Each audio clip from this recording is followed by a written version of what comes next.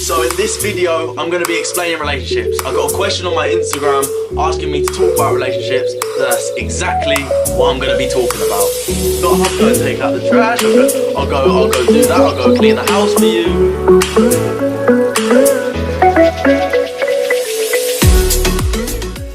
I've not been in a very long relationship before.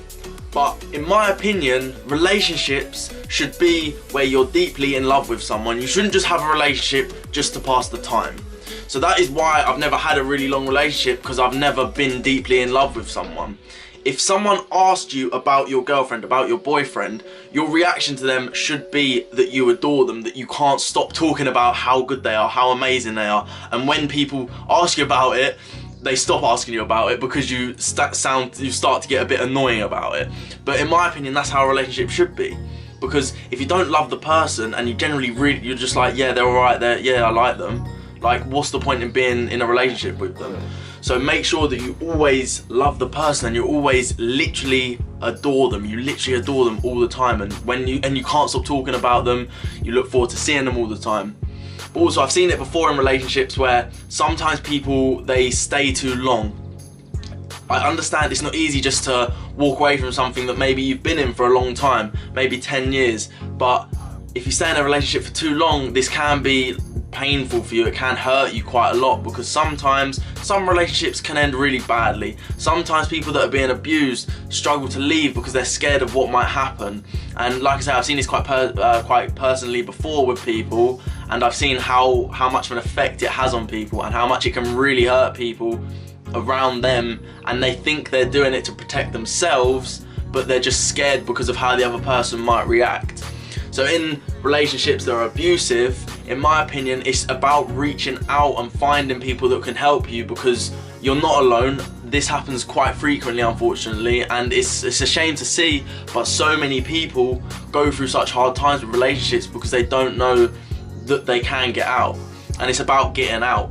Once you're out, that's always the hardest step. It's like taking the first step with anything. As soon as you get out, it gets a lot easier and better things can come.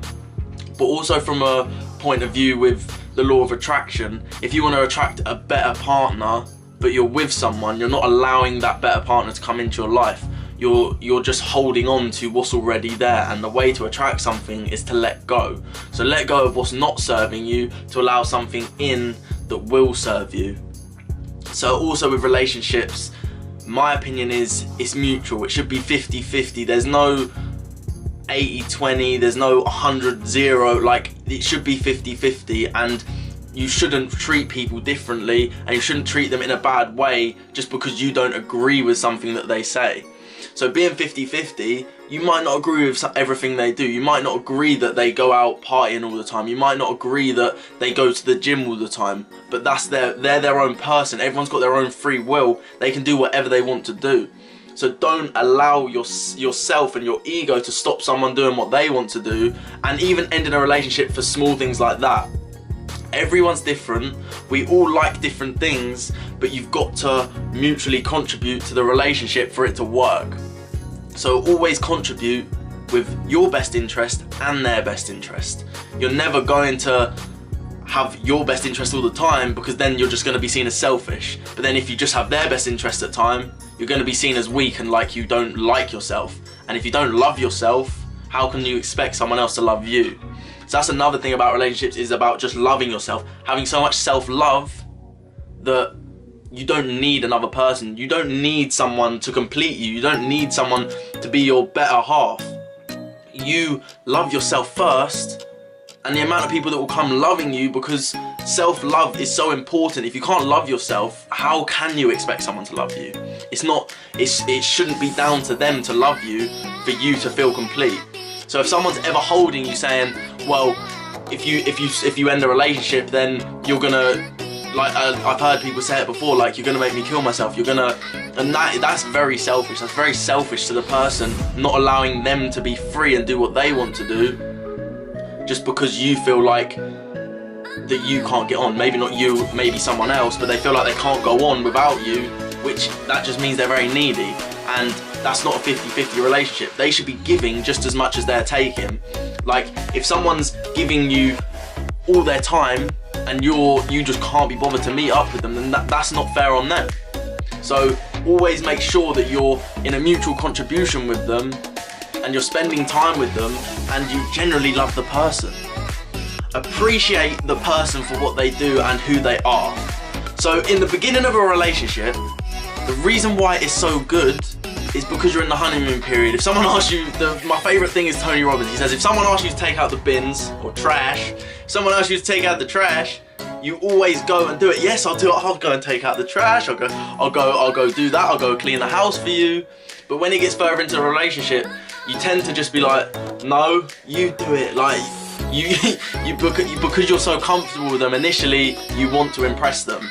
So if you live your whole relationship not always trying to impress, but doing your best to help them and doing your best just to be your best self as well, and not just letting them do everything, then you're going to keep the relationship going for a lot longer. A lot of people think that relationships, as soon as you get to a certain point, they get too comfortable and they don't want to do anything. They're like, nah, I'll do that another day. But in the beginning, you want to do everything because it's new, it's exciting. So a way to keep it exciting is generally just keep excited. Just keep being excited about things. Keep doing things for the person. If initially in the relationship you used to buy them flowers and they loved it, buy them flowers. It literally is logic. It's going back, all the way back in a relationship to what works. Do what worked originally for the relationship to last.